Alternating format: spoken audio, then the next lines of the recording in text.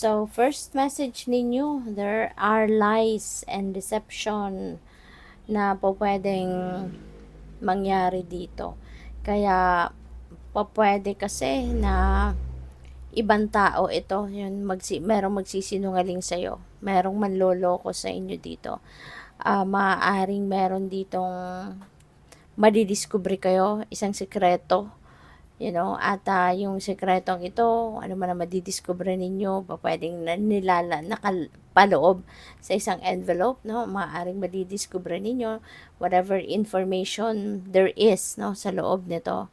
Maaaring ito yung katotohanan, no? Nasa envelope yung katotohanan. At maaaring yun ang madidiscover ninyo, no? Na kung lahat ng sinabi sa'yo, lahat ng nalaman mo, 'di ba, ay pawang kasinungalingan. Maaring kung ano man ang mga sinabi sa iyo, ano man ang mga impormasyon na pinaniwalaan ninyo, no? Siguro kung matagal ng panahon nito or kung ano pa man, dito mo mapapatunayan, 'di ba? Pag nabasa mo na kung ano nilalaman ng envelope na 'yan, no? 'Yun ang magpapatunay, 'di ba?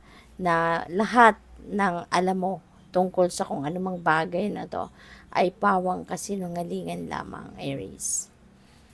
So, yun. So, what else?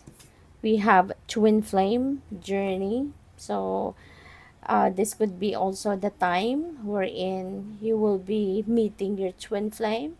Pwede na this time, makilala mo na. No? Ito na yung tao, no, na makakasama mo habang buhay, or ito na yung nakatakda na tao para sa'yo, romantically, na maging kapartner mo.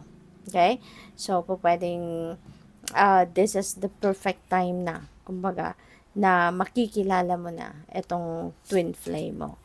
We have Aries, Leo, and Sagittarius. Maaaring katulad mo din, no? Maaaring isa din siyang Aries. Maaaring isa siyang Leo or Sag, no? Ang sign ng twin flame mo na ito. So, pwedeng yan ang mga signs ng taong ito na makikilala mo that happen to be siguro yung twin flame.